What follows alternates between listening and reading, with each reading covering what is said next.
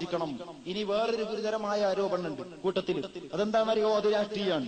നേരത്തെ ഒന്ന് ഞാൻ പറഞ്ഞു സ്വാതന്ത്ര്യ സമരത്തെ എതിർത്തു. അതിന്റെ കോലം സ്വാതന്ത്ര്യ സമരത്തെ എതിർത്തു എന്ന് നമ്മളെ പറഞ്ഞുകൊണ്ടിരിക്കുന്ന ആളുകളുടെ സ്ഥിതി എന്തായിരുന്നു എന്നും അത്യാവശ്യം തെളിവുകളോടൊപ്പം നിങ്ങളുടെ മുമ്പിൽ വെച്ചു. ഇനിയും ചിലതുണ്ട്, ഞാൻ ഇപ്പോൾ ഇവിടെ വായിക്കുന്നില്ല എന്ന് മാത്രമേ ഉള്ളൂ.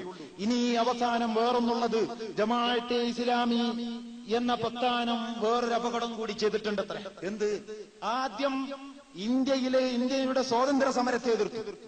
അങ്ങനെ ഇന്ത്യയുടെ സ്വാതന്ത്ര്യ സമരത്തെ എതിർത്തു. നിർഭാഗ്യത്തിന് ഇന്ത്യ വിഭജിക്കപ്പെട്ടു. മൗദൂദി സാഹിബും കൂട്ടരും തടി സലാമത്താക്കി പാകിസ്ഥാനിലേക്ക് പോയി. ഇവിടെ വിമർശിച്ച മുജാഹിദ് പ്രസംഗകന്റെ വിമർശനത്തിലെ ഒരു ഭാഗമാണ് ഈ പറയുന്നത്. എന്നിട്ട് നാം മുസ്ലിങ്ങൾ അടങ്ങാറാകണം, ഇന്ത്യയിലെ മുസ്ലിങ്ങൾ. കാരണം അവരിത് ശരിക്കും അംഗീകരിക്കാത്തതുകൊണ്ടല്ലേ ഇങ്ങനെയൊക്കെ ആയത്. ഇസ്ലാമിന് ഭരണം കിട്ടാതെ പോയത് മുസ്ലിങ്ങൾ അംഗീകരിക്കാത്തതുകൊണ്ടാണല്ലോ. അതുകൊണ്ട് അവരൊന്ന് പാഠം പഠിപ്പിക്കണം. അതുകൊണ്ട് മൗദൂദി ഒരു കെണിയും കൂടി ഒപ്പിച്ചിട്ടാ പോയത്. അതെന്താ? മൗദൂദി സാഹിബ് പ്രസംഗിച്ചു, എഴുതി, വ്യക്തമായിട്ട് എഴുതി. എന്ത്?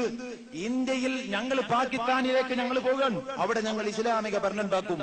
ഇവിടെ ഇന്ത്യയിൽ നിങ്ങൾ ഹിന്ദുക്കളെ നിങ്ങൾ ഭരിക്കണം, നിങ്ങളുടെ വേദങ്ങൾ അനുസരിച്ച് ഭരിക്കണം. എവിടെ ഓരോരുത്തരും മൂപ്പര് ഹനുമാന്റെയും മനുവിന്റെയും മറ്റുമൊക്കെ നോക്കിയിട്ട് നടപ്പാക്കണം. എതിർക്കുന്നുവെങ്കിൽ അവരെ കൈകാര്യം ചെയ്താൽ എനിക്കൊരു പ്രശ്നമില്ല എന്നൊക്കെ മൗദൂദി എഴുതി എന്നൊക്കെ പറഞ്ഞു. അതെവിടെയാന്ന് മൂപ്പര് ധരിച്ചിട്ടില്ലാത്തതുകൊണ്ട് അതിനെക്കുറിച്ച് ഇപ്പൊ പറയേണ്ട കാര്യമില്ല. അങ്ങനെ എന്തെങ്കിലും അത് തെരഞ്ഞു പിടിച്ചിട്ട് ഇവിടെ ഉദ്ധരിക്കണം എന്നാണ് എനിക്ക് പറയാനുള്ളത്. ഉദ്ധരിച്ചിടത്തോളം ഞാൻ പോയി ഇവിടെ വായിക്കാം. എന്നിട്ട് അതിലെ കള്ളത്തരം ഞാൻ മനസ്സിലാക്കി തരാം. അപ്പൊ തിരിയും ഇവരുടെ ഗുണകാംക്ഷയുടെ ആഴവും പരപ്പും. ഇവിടെ വായിച്ച ഭാഗം വായിക്കുന്നത്.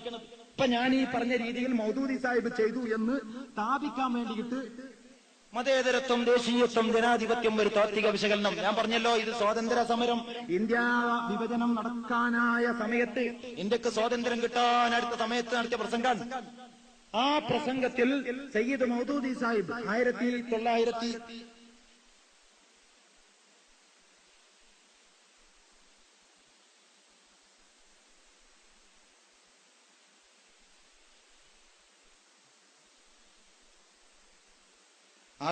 ഇതിന്റെ ഫസ്റ്റ് എഡിഷൻ ഇറങ്ങിയിട്ടുള്ളത്.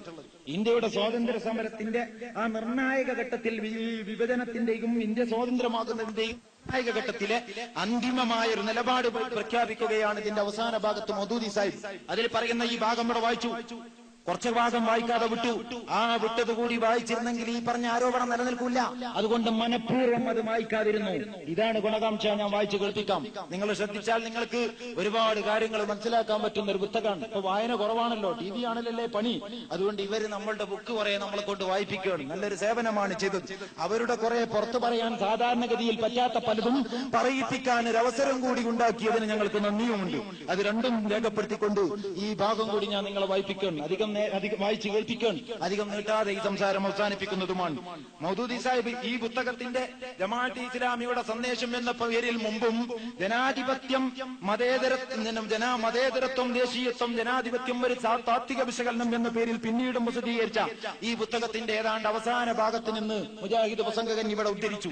ആ ഭാഗം വായിക്കുന്നത്: നാട് വിഭജിക്കപ്പെടുമെന്ന് ഇപ്പോൾ ഏതാണ്ട് തീർച്ചപ്പെട്ടിരിക്കുന്നു. മൗദൂദി പറയാൻ, നാട് വിഭജിക്കപ്പെടുമെന്ന് ഇപ്പോൾ ഏതാണ്ട് തീർച്ചപ്പെട്ടിരിക്കുന്നു.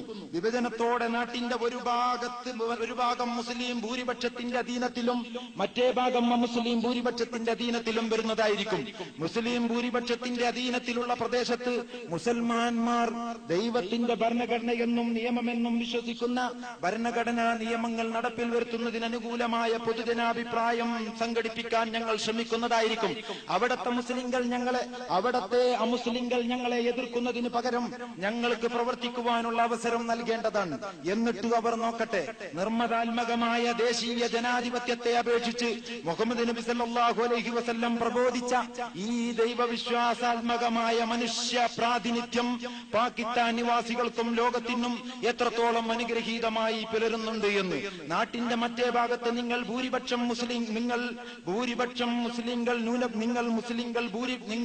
ഭൂരിപക്ഷവും മുസ്ലിങ്ങൾ ന്യൂനപക്ഷവുമായിരിക്കും. മുസ്ലിങ്ങളോടാണ് പറയുന്നത്.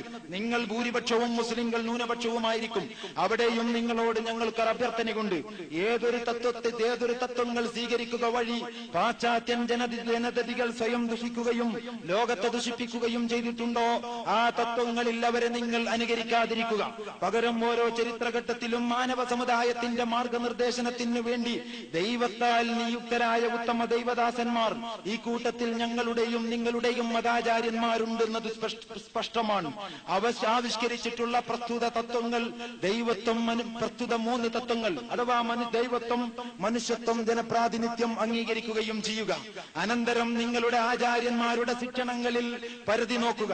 പ്രസ്തുത 3 തത്വങ്ങൾക്കനുസൃതമായി ഒരു രാഷ്ട്രം ആധുനിക യുഗത്തിലേക്ക് പറ്റിയ പരിഷ്കൃതവും പുരോഗമനോന്മുഖവുമായ ഒരു രാഷ്ട്രം നടത്താൻ ആവശ്യമായ വല്ല സവിസ്തര നിർദ്ദേശങ്ങളും അവയിൽ നിന്ന് ലഭിക്കുന്നുണ്ടോ എന്ന് ശ്രീരാമചന്ദ്രൻ, ശ്രീകൃഷ്ണൻ, ശ്രീബുദ്ധൻ, ശ്രീ ഗുരുനാനാക്ക് മുതലായ ഋഷിപുങ്കവന്മാരുടെയും മുനിമാരുടെയും യതിവര്യന്മാരുടെയും ശിക്ഷണശീലങ്ങളും സച്ചരിതങ്ങളും പരിശോധിക്കുക.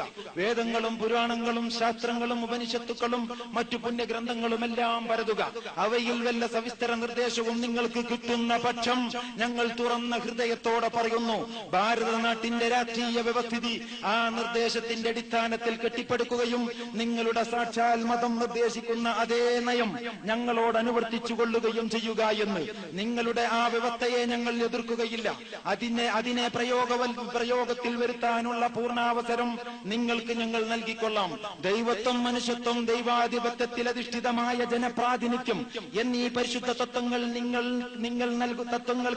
നിങ്ങൾ നൽകുന്ന കർമ്മപരമായ വ്യാഖ്യാനവും വിശദീകരണവും ഭാരതനാട്ടിനും ലോകത്തിനും എത്ര കണ്ട അനുഗ്രഹമാണെന്ന് ഞങ്ങൾ നോക്കുകയും ചെയ്യാം. വായിച്ചപ്പോ മനസ്സിലായല്ലോ. അതായത് പാകിസ്ഥാനിലേക്ക് ഞങ്ങൾ പോകുന്നു, അവിടെ ഞങ്ങൾ ഭൂരിപക്ഷാണ്, അവിടെ ഞങ്ങൾ ഇസ്ലാം അനുസരിച്ച് ഭരിക്കും, നിങ്ങൾ ഹിന്ദുക്കളിൽ അമുസ്ലിങ്ങളിൽ ഞങ്ങൾ എതിർക്കരുത്. പകരം ഇന്ത്യയിൽ നിങ്ങളാണ് ഭൂരിപക്ഷം, മുസ്ലിങ്ങൾ ന്യൂനപക്ഷമായിരിക്കും.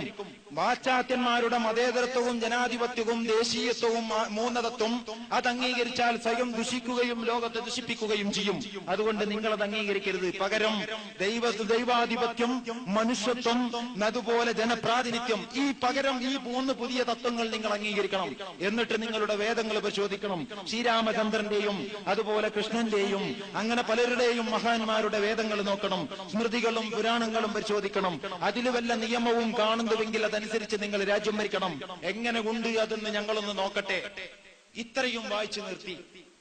അപ്പൊ ഇന്ത്യയിൽ ഫാഷിസം വരണം, ഹിന്ദുരാഷ്ട്രവാദം വരണം, അവിടെ ഞങ്ങൾ രാഷ്ട്രമുണ്ടാക്കാം. ഇതാണ് മൗദൂദി സാഹിബിന്റെ നിലപാട് എന്നും പറഞ്ഞിട്ട് മൂപ്പര് തടിയെടുത്തു. എന്താ സംഭവം എന്ന് തിരിഞ്ഞു നിങ്ങൾക്ക്? അതിന്റെ ബാക്കിയും കൂടി വായിച്ചാ ഈ എല്ലാം പൊളിയും. വേറൊരു വിശദീകരണവും വേണ്ട, ഞാൻ വായിച്ചു കേൾപ്പിക്കാം. ഭാരതനാട്ടിലും ലോകത്തിനും എത്ര കണ്ട അനുഗ്രഹമാണെന്ന് ഞങ്ങൾ നോക്കുകയും ചെയ്യാം. എന്നിട്ട് തുടർന്ന് പറയാൻ, എന്നാൽ നിങ്ങളുടെ കൈവശം അത്തരം വിശദവും സവിസ്തരവുമായ ഒരു നിർദ്ദേശ പത്രികയില്ലെങ്കിൽ അതിന്റെ അർത്ഥം അങ്ങനെ ഒരു നിർദ്ദേശം തന്നെ നിങ്ങൾക്ക് ദൈവം തന്നിരുന്നില്ല എന്നല്ല, ഒരിക്കലുമല്ല. പ്രത്യുത നിങ്ങളുടെ ചരിത്രത്തിന്റെ ഗതിവിഗതികളിൽ ആ നിർദ്ദേശപത്രം അഥവാ അതിന്റെ സിംഹഭാഗവും വിനഷ്ടമായി പോയെന്ന് മാത്രമാകുന്നു. അത് സ്വാഭാവികവുമാണ്. എന്നാൽ നിങ്ങൾക്ക് വിനഷ്ടമായി പോയിട്ടുള്ള അതേ സന്ദേശം മറ്റൊരു മാർഗേണ ഞങ്ങൾക്ക് ലഭിച്ചിട്ടുണ്ട്. അതാണ് ഞങ്ങൾ ഇന്ന് നിങ്ങളുടെ സമക്ഷം സമർപ്പിക്കുന്നത്. ഇതിനെ അവജ്ഞാപൂർണം തിരസ്കരിക്കാതിരിക്കുക. നിങ്ങൾക്ക് വിനഷ്ടമായ അതേ അനർഘ സമ്പത്ത് നിങ്ങൾക്കിതാ മറ്റൊരു വഴിക്ക് കൈവന്നിരിക്കുന്നു. ഇതിനെ തിരിച്ചറിയാൻ ശ്രമിക്കുക, പരിശോധിക്കുക, അപഗ്രഥിക്കുക. വാസ്തവത്തിൽ നിങ്ങളുടെയും ലോകത്തിന്റെയും മോക്ഷം ഇതിലുണ്ടോ എന്ന് സമാധാനപൂർവ്വം പരിശോധിക്കുക. അതായത് മൗദൂദി സാഹിബ് അവരോട് പറയുന്നത് എന്താന്ന് ചോദിച്ചാൽ, നിങ്ങൾക്ക് രാജ്യം ഭരിക്കാൻ പറ്റുന്ന അടിസ്ഥാനം നിങ്ങളുടെ വേദത്തിലുണ്ടോ നോക്കണം. ഉണ്ടെങ്കിൽ നിങ്ങൾ അതനുസരിച്ച് ഭരിക്കണം. അവിടെ നിർത്തിയില്ല. അങ്ങനെ പരിശോധിച്ചാൽ നിങ്ങൾ കാണുന്നില്ല എന്ന് വന്നാൽ അതിന്റെ അർത്ഥം നിങ്ങൾക്ക് കിട്ടിയിട്ടില്ല എന്നല്ല, ഒരിക്കലുമല്ല. കിട്ടിയിട്ടുണ്ട്, പക്ഷേ അത് കൈവശം വന്നു പോയതാണ്. പക്ഷെ നിങ്ങൾ നിരാശപ്പെടണ്ട. നിങ്ങളുടെ കയ്യിൽ നിന്ന് നഷ്ടപ്പെട്ടു പോയത് ഇതാ ഞങ്ങളുടെ കയ്യിൽ. അതുകൊണ്ട് ഞങ്ങളുടെ കയ്യിലുള്ള ഇതിനെക്കുറിച്ച് നിങ്ങൾ പഠിക്കണം. നിങ്ങളൊന്നുമില്ലാത്തവരാണ് ഫാസിസ്റ്റുകളെ, ശൂന്യഹസ്തരാണ്. അതുകൊണ്ട് രാജ്യം ഭരിക്കാനുള്ള വ്യവസ്ഥിതി ദൈവത്തിന്റെ ഇസ്ലാമിലെ നിങ്ങൾക്ക് കാണാൻ പറ്റൂ എന്ന് ബുദ്ധിപരമായി സ്ഥാപിക്കുന്ന ഒരു പ്രബോധകന്റെ ഉയർന്ന നിലപാടിലുള്ള അതിഗഹനമായ ആ വിമർശനത്തെ ഫാസിസത്തിന്റെ അടിത്തറ തകർക്കുന്ന നിരൂപണത്തിന്റെ പകുതി വായിച്ചുകൊണ്ട് ഇവർ ഫാസിസ്റ്റുകളുടെ കഴലൂത്തുകാരായിരുന്നു എന്ന്, വാജ്പേയിക്ക് സിന്ദാബാദ് വിളിച്ചു എന്ന്, എന്ന് മുദ്രാവാക്യം വിളിച്ചു എന്ന് മുജാഹിദ് സുഹൃത്ത് പ്രസംഗിച്ചാൽ എങ്ങനുണ്ട്? ഇതിനാണോ ഗുണകാംക്ഷ എന്ന് പറഞ്ഞത്? ഞാൻ ആവർത്തിക്കാൻ. അപ്പൊ നിങ്ങളുടെ ശത്രുത എന്തായിരിക്കും? അതെങ്ങാനും വെളിപ്പെട്ടു പോയാൽ. അതുകൊണ്ട് നഊദുബില്ല, പ്രിയ സഹോദരന്മാരെ, അതുകൊണ്ട് ഒരു ഉദ്ധരണി വായിക്കുമ്പോ സത്യസന്ധത പാലിക്കണം. മുജാഹിദ് സുഹൃത്തെ, ശബാബിൽ നിന്നാണ് വായിച്ചതെങ്കിൽ ഈ ബുക്കിന്റെ ഒറിജിനൽ ഒന്ന് വാങ്ങിയിട്ട് നോക്കരുതോ? അതിലവിടെ തീർന്നിട്ടില്ല. അങ്ങനെ നിങ്ങളുടെ കയ്യിലൊന്നുമില്ല. നിങ്ങൾ വേദം പരിശോധിച്ചോ, പുരാണങ്ങൾ നോക്കിക്കോ, സ്മൃതികൾ നോക്കിക്കോ, കാണൂല. കാണാത്തതിന് കാരണം കിട്ടാഞ്ഞിട്ടല്ല, അള്ളാഹ് എല്ലാ കാലത്തും കൊടുത്തിട്ടുണ്ട്. നിങ്ങളുടെ കൈമോശം വന്നു പോയതാണ്. ആ കൈമോശം വന്നതിന്റെ ഞങ്ങളുടെ കയ്യിൽ. അതുകൊണ്ട് നിങ്ങൾ ഇത് സ്വീകരിക്കുക, അപഗ്രഥിക്കുക, പഠിക്കുക എന്നൊക്കെ പറഞ്ഞുകൊണ്ട് ഇസ്ലാമിന്റെ രാഷ്ട്രീയ വ്യവസ്ഥിതി. അപ്പൊ നിങ്ങൾ ആലോചിക്കും, എന്തിനാ രാഷ്ട്രീയ വ്യവസ്ഥിതി പറഞ്ഞത്? വ്യവസ്ഥ മാറുന്ന ഒരു ചർച്ചയിൽ പിന്നെ എന്തിനെ കുറിച്ചാ പറച്ചില്? കയ്യെട്ടിനെ കുറിച്ച് പറയാൻ പറ്റുമോ? വ്യവസ്ഥ മാറുന്ന ചർച്ചല്ലേ ഇത്? ബ്രിട്ടീഷുകാർ പോവുകയാണ്, പകരം വേറെ വ്യവസ്ഥ വരികയാണ്. അവിടെ വേറെ വർത്താനം പറയാം. മൗദൂദി സാഹിക്ക് വേറെ വെളിവുകേടിന്റെ കുറവുണ്ടായിരുന്നില്ല, അത് നന്നായിട്ട് വെളിവുണ്ടായിരുന്നു. ആ വ്യക്തമായ വെളിവ് കൊണ്ട്, വ്യക്തമായ ബോധം കൊണ്ട് സയ്യിദ് മൗദൂദി സാഹിബ് ആ സന്ദർഭോചിതമായി ഇസ്ലാമിനെ അവതരിപ്പിച്ചു. വ്യവസ്ഥയുടെ ചർച്ചയിൽ ഇസ്ലാമിനെ ഒരു വ്യവസ്ഥ എന്ന നിലക്ക് സമർപ്പിച്ചു. ഫാസിസ്റ്റുകളുടെ വ്യവസ്ഥയില്ലായ്മയുടെ ബുദ്ധിശൂന്യത ചൂണ്ടിക്കാണിച്ചു. അല്ലേ സംഗതി? എന്നിട്ട് പകുതി വായിച്ചിട്ട് നിർത്തി. ഇവിടെയും ചെയ്തു. ശബാബിൽ അത് പിന്നെയും എഴുതി, എന്നിട്ടത് വീണ്ടും വായിച്ചു. പിന്നെ അത് രണ്ടും കൂടി വായിച്ചിട്ട് വേറൊരുത്തനൊരു ലേഖന പരമ്പര.